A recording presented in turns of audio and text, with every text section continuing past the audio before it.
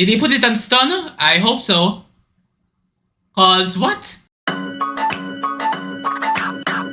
Hey y'all, Xavier here. Welcome back to the channel. Today we're gonna be watching Doctor Who again. It's episode 3. Disney has it as episode 4, but it's really episode 3. Season 14, but it's season 1, whatever. So last time we left off, the Doctor and Rose had just defeated Maestro, but the Beatles helped too. I was saying the Beatles defeated, but it was 90% mostly the Doctor who did it, and the Beatles chipped in at the end to find a coup de grace. But yeah, so defeated Maestro, they saved the world and everything. Music is back. They had a song and dance number at the end, a musical song and dance number at the end. And then they played the thing with like a big, I'm sure it's big is what I'm referencing, but I'm sure it's in other media too. In something else. I'm pretty sure I've seen something else. Probably not a musical where they like when they were dancing on the street, and it was like the big Tom Hanks movie. The dancing on the pianos with the street, the crosswalk and everything. But yeah. This episode is called Boom. It says, trapped on a war-torn planet, the Doctor must save the planet without stepping off a landmine. Okay, yeah, interesting. Yeah, because we saw that in the next time preview that there was a landmine involved. Okay, so he has to stay on the landmine. Probably happens early in the episode, and so be interesting. It's probably like a thing where how his and I was gonna say Rose, but how his and Ruby's relationship is at this point. It's probably going to play a part in that, I'm assuming. Before we get into it, I just want to say, because my last discussion got messed up with the audio and everything. Should be better this time. Because I recorded some stuff for some other stuff, and I'm pretty sure I fixed it.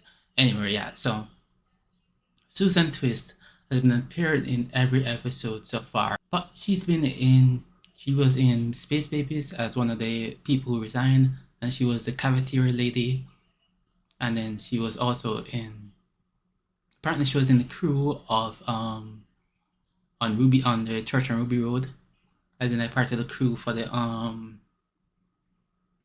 documentary that famous UK person was filming with Ruby. So yeah, that was interesting. The fandom picked up on that, and so that's something we should watch out for to see if we see that see her showing up anywhere else. And yeah, so if there's anything else, I'll mention it elsewhere, or I don't know, or in the future. But yeah, that's just something that I saw that came out with the whole thing and everything that I didn't pick up on. Because she was just in the background and everything, so you're not noticing her, but she's there. Is she the one who waits? I don't know. Maybe we'll find out more in this episode. Let's get into it. Have you done your teeth?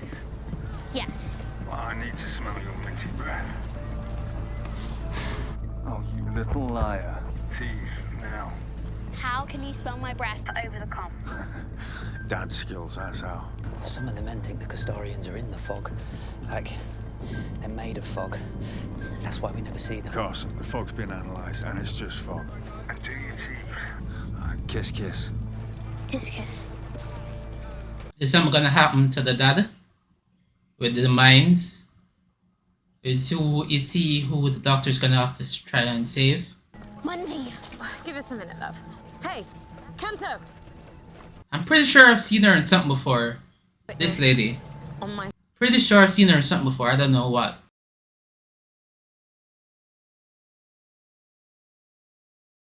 I'll let you see my tattoo.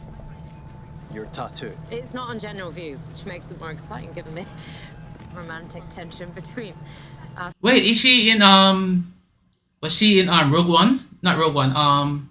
What's it called in Andor? I think she was in Andor. What's up, Spice? I need to check that later. Tattoo? Sorry. Some posh Graham. I finished it yesterday. You'll love it! Be nice to Kanjo. He likes you. No, he doesn't. I was just joking about that. He's not joking. So the algorithm's haywire right now. You know what happened to Wilson? The algorithm's been upgraded. No, they ran out of money. Look, it doesn't matter. We have to keep moving. We don't have a choice. You know, I'm not even sure it's... It's fine. It's fine. I'm okay. Stay where you are. I'll just... Oh!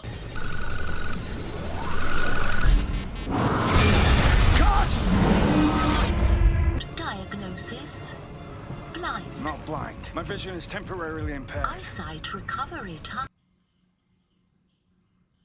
4 weeks. Evaluation unacceptable. Oh, what? Leave a message at the tone. Kiss, kiss. The Villain Guard Corporation would like to extend its deepest condolences on your upcoming loss. Thoughts and prayers. Oh, like the queen from Bridgerton. Sorrows, sorrows, prayers.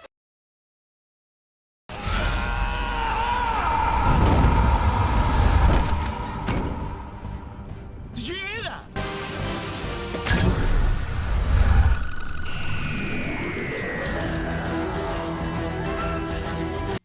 Oh, he didn't even reach.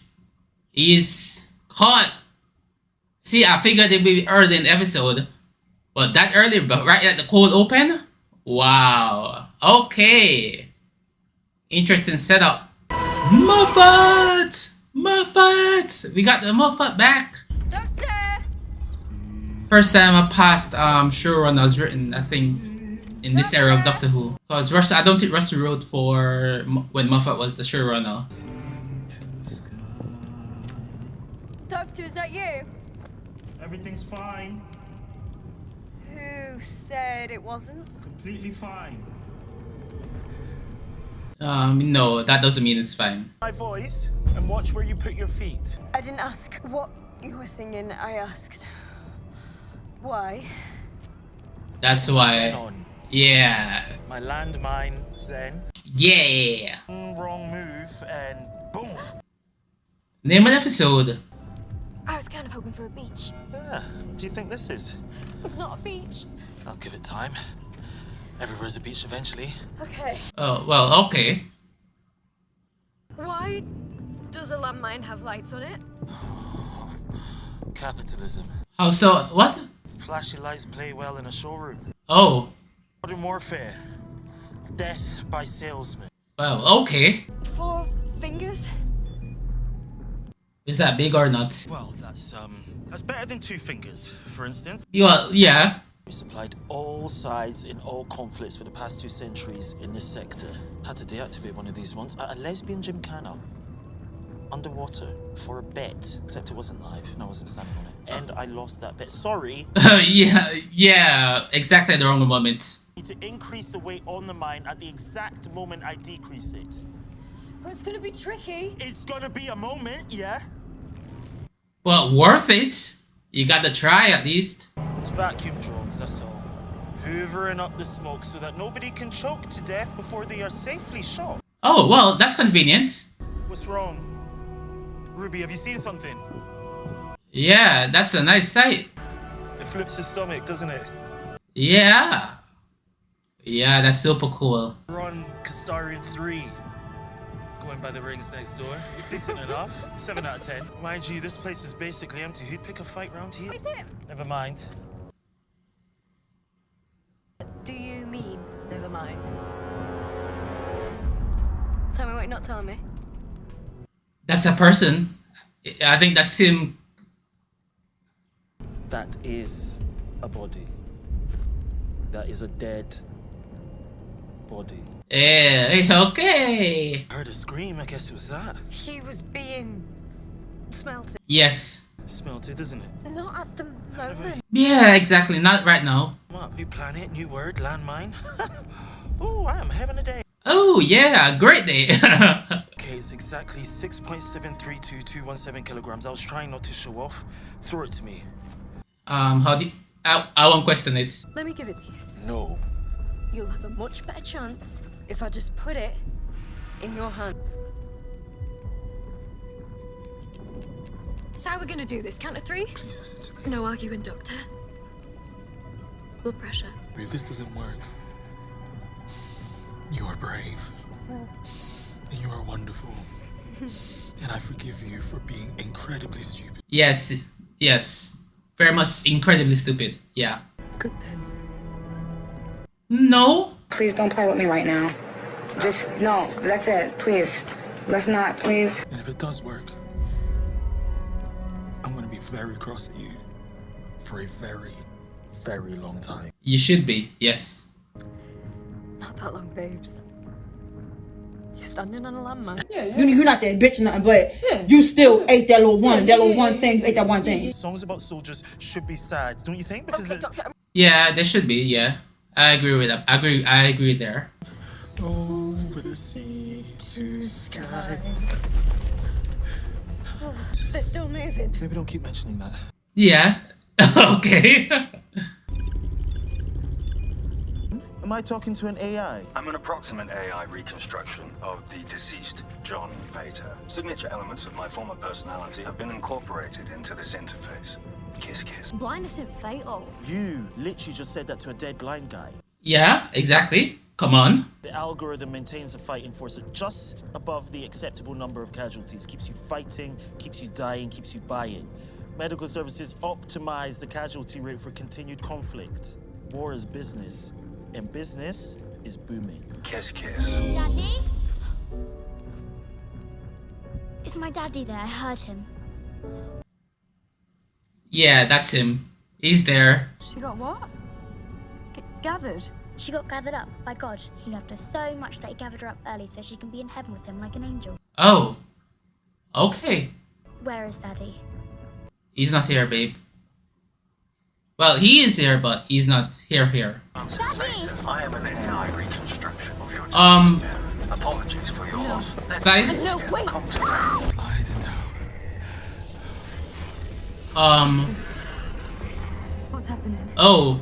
I'm the explosive. It's an Anglican Marine.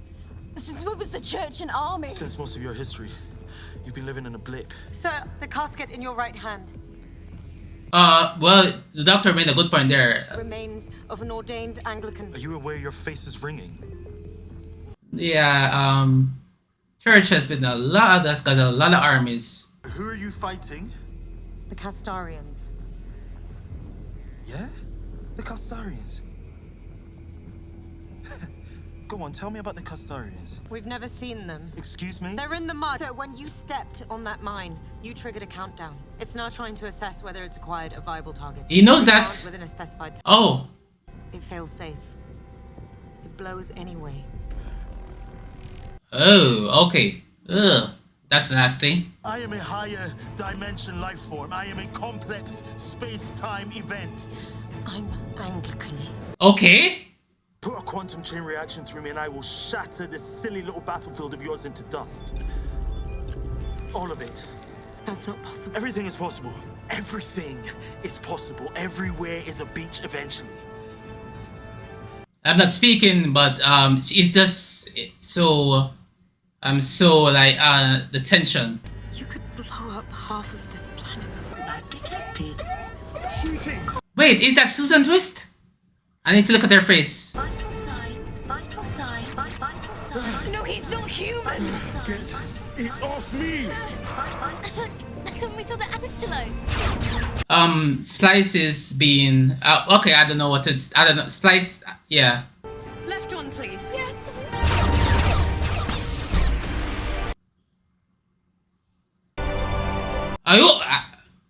Did he put it on stun? I hope so. Cause what? Ruby Sunday, calendar age 3082 years. Who is my next of kin? Next of kin, next of kin. Oh, wait.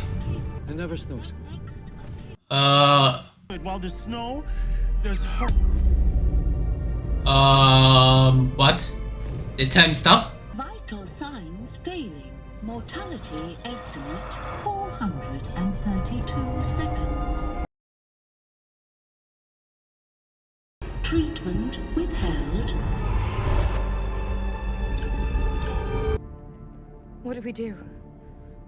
Yeah, what do you do?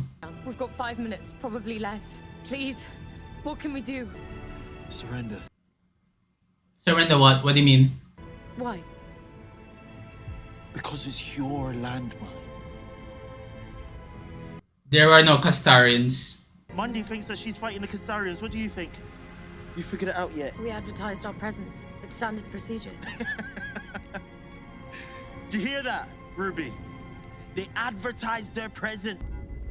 You declared war on an empty planet. Yeah. Castarians in the mud. They're not in the fog. There are no Castarians. Correct. Just the algorithm. Maintaining an acceptable casualty rate in the face of nothing at all. You know why? Because they have faith. Shut up! Faith! The magic word that keeps you never having to think for yourself. Perfect.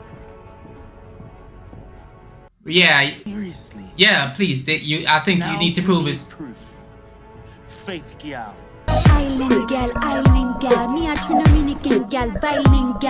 need you to download yourself into the Belengard battle computer, find proof that the planet is uninhabited and that the casualty rate is hardware driven. Dad to dad, dust to dust. Am I right? So he can't. He's just an AI simulant. Everything is possible, Monday. Beaches are everywhere eventually. I'll be back. Do your teeth. 3 minutes, maybe. Thoughts and prayers. You checked out my tattoo on Posh Grey. Of course. He asked him to. Of course he would. Why did you even come out here? Because he cares Why about are you you. looking for me? Because he cares, obviously. Of course, I like you. Everyone knows I like you. Except Posh Graham, who now thinks I like him. Does that mean you like me?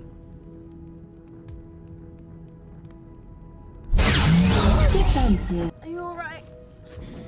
I'm fine. How are you? Where are you? I can't. Oh no. He's dead. Shock. Designated favorite person. Here is a personal message recorded just for you. Damn. I love you. And honestly, it's okay that you don't love me back.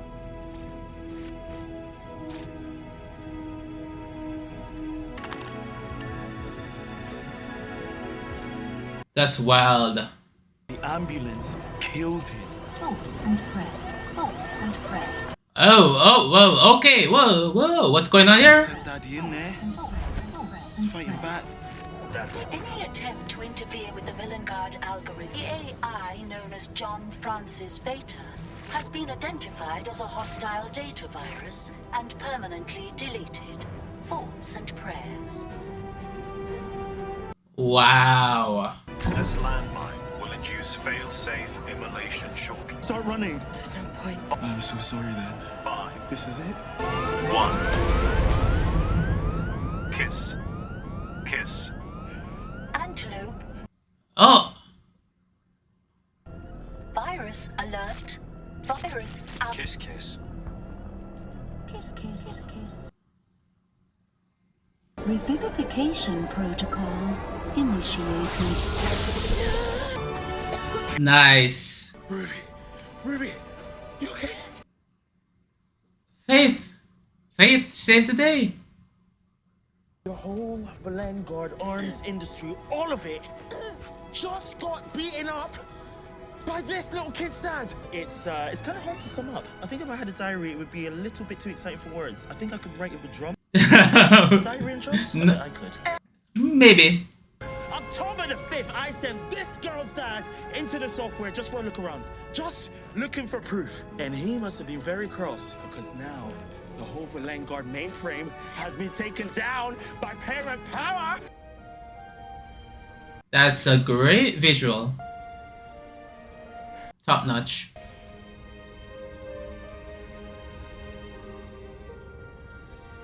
Right, enough of that. Moving on. Come. He's not gone. He's just dead. He's not gone. Okay. That is right. That is That's a good way to look at it, I guess.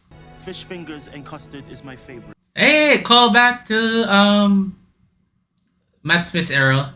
We're all dead eventually. It's hardly any time that we're not dead. It's a good thing too. We've got to keep the pace up, otherwise nothing will get done. Well, okay, I guess. Dying defines us. Snow isn't snow until it falls. A sad old man once told me, what survives of us is love.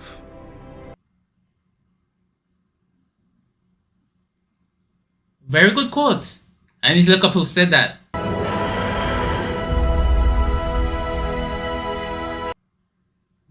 Snowflake. Alright. What the hell have you done? Okay. Alright, so that was an interesting episode. But first off, before I reach in the episode description and everything, let me talk about Susan Twist. She played the ambulance, the lady in the ambulance. So also I was wrong. It wasn't she wasn't in the crew. She was part of the crowd in the when Ruby was playing her music set or whatever. So, and she first appeared in the Isaac Newton scene in Wild Blue Yonder, and so she was in the Christmas special.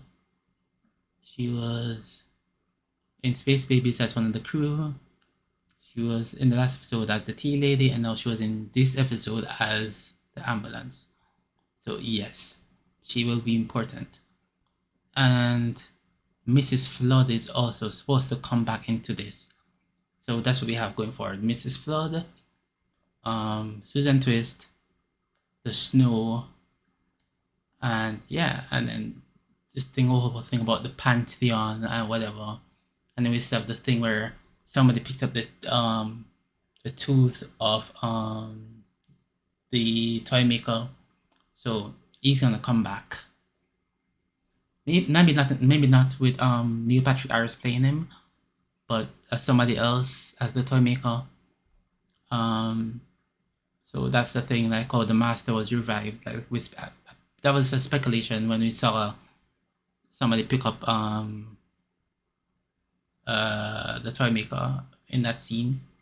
So yeah.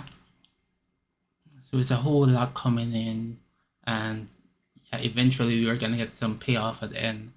And I was reading up and I saw there's confirmation that she'll be Susan Twist, that she'll be in the next episode too.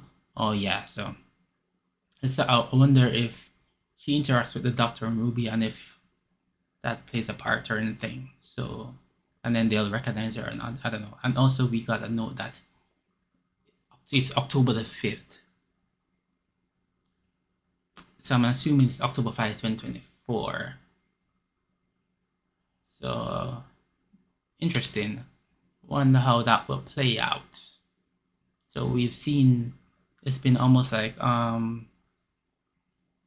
it's like what, 10 months since the Doctor and Ruby met. Roughly 10 months, so. Yeah, they've been traveling together for a while. So we've skipped out parts of their adventures. Good to pay attention to that. Good to have that in mind for their relationship, everything. But yeah, so speaking of the relationship, and I'll get back to that, the quotes later. Speaking to the relationship and everything, that is very impactful for the scenes here. So it's basically a very simple setup. These people are fighting nobody. And so if they're killed or injured or anything, it's by the weapons that their army bought. So they're fighting their own weapons.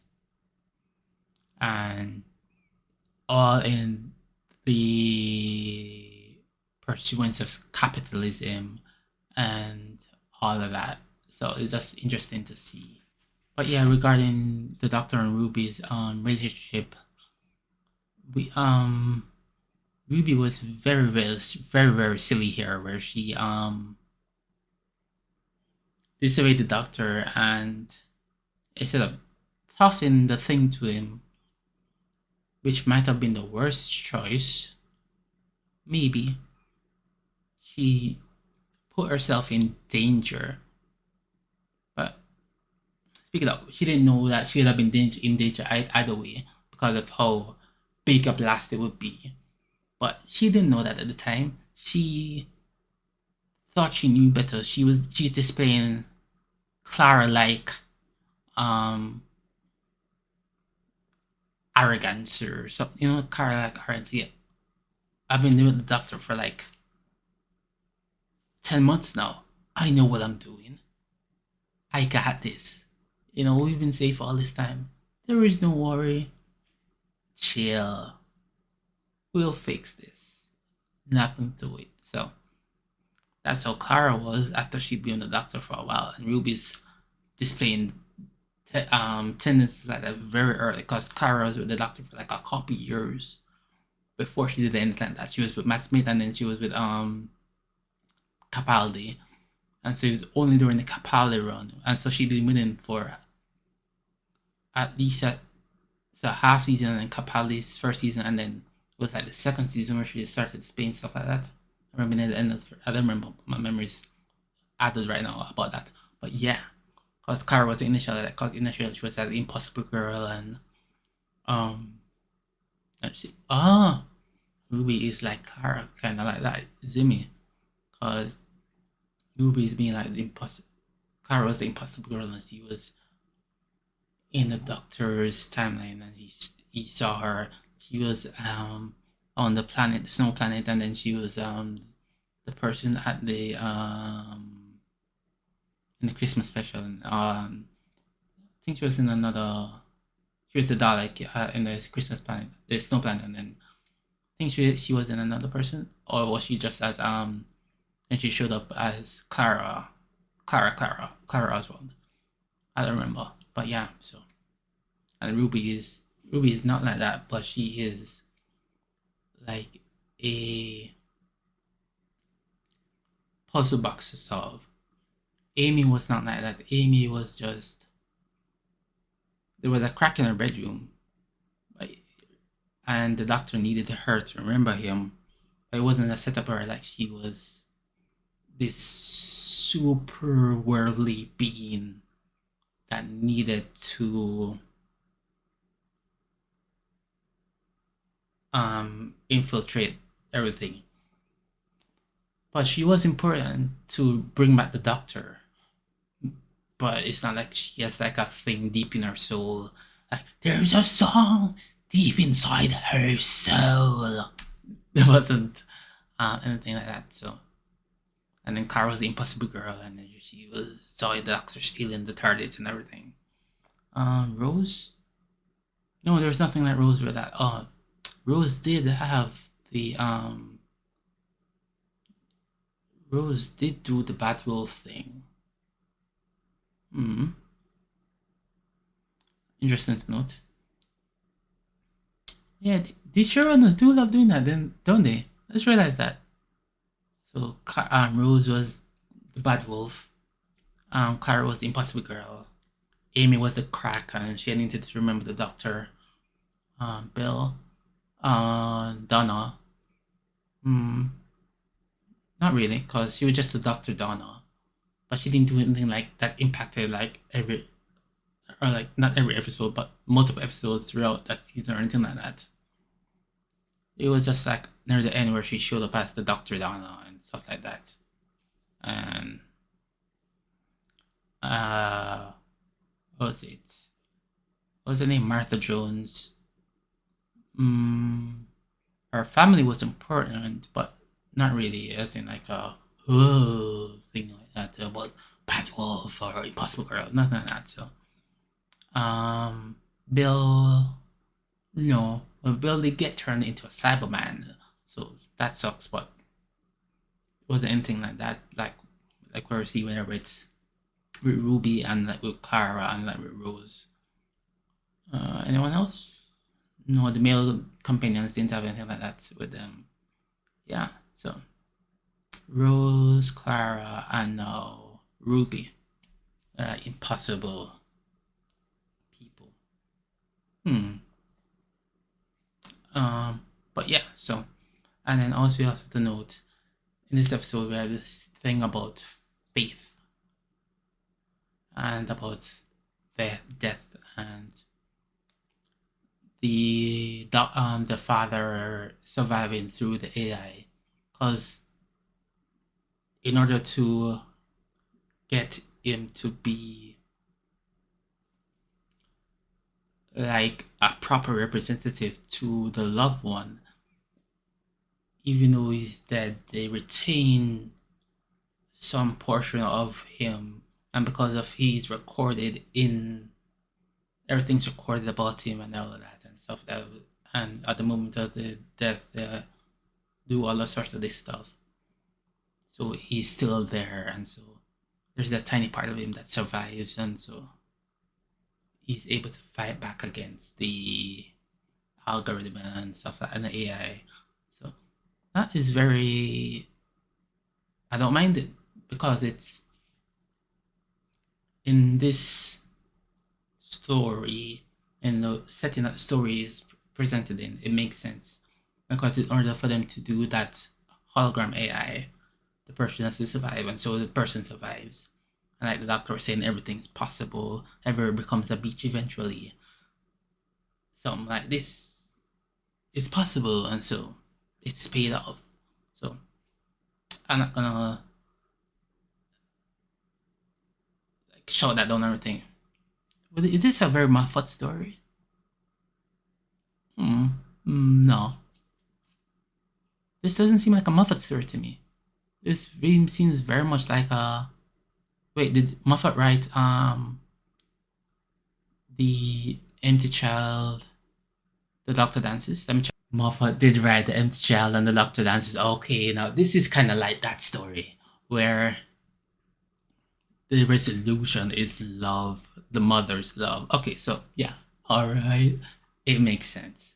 This is a Moffat story. This is a version of The Empty Child, The Doctor Dances. This is a version of that story, but in a different setting and everything. But the resolution is based on the love of the parent. Okay, I get it. And it's like Lily Potter saving Harry. Alright, I get it. It makes sense. This is something Moffat has done before, so it's nothing outrageous. I get it. It passed, and then so we have a discussion about that leads into discussion about, even though we are gone, what survives of us is love, which is mentioned in this episode as somebody like an old man once told him. And so this is part of a quote from a poem from Philip Larkin. It's called An Arundel Tomb, and it's a poem about the tomb and describes the love on display, and the final line of it is, what survives of us is love. Let me see. So it says here, the full final stanza of the poem is, time has transfigured them into untruth, stone fidelity. They hardly meant has come to be their final blazon, and to prove our almost instinct, almost true. What will survive of us is love. Okay. I'm seeing this person do a little rundown of it, and on like the R Gallifrey forum, and the person is basically saying Moffat is reading it out of context and everything, but I don't care. What's important is the quote, not the full poem or anything in this instance. That is what Moffat is using. Just, it doesn't need to be in context. In this context, we're not hearing this quote in the context of the poem. We're hearing this quote in the context of this episode and of what it relates to in this episode. So what survives of us, even though we're gone, is our love. It's not about if that this quote is about like fake love or fake love in the proper context. But Moffat is using it in this context. This quote that what survives of us is the love for each other, the love we shared, and the love we had, and the love other people have of us. And so that love is passed on and down the line, and eventually through not even just family, but like friends and other connection, people impacted, and everything like that. So even though you're gone, you impact the world, and your impact is felt and is remembered. And so we should try to be a proper representation of the love in the world, and to exude love, and love will come back to us and all that. So that's my reading of this quote in this context. And yeah, I think that's a good way to end off. See you next episode. Goodbye.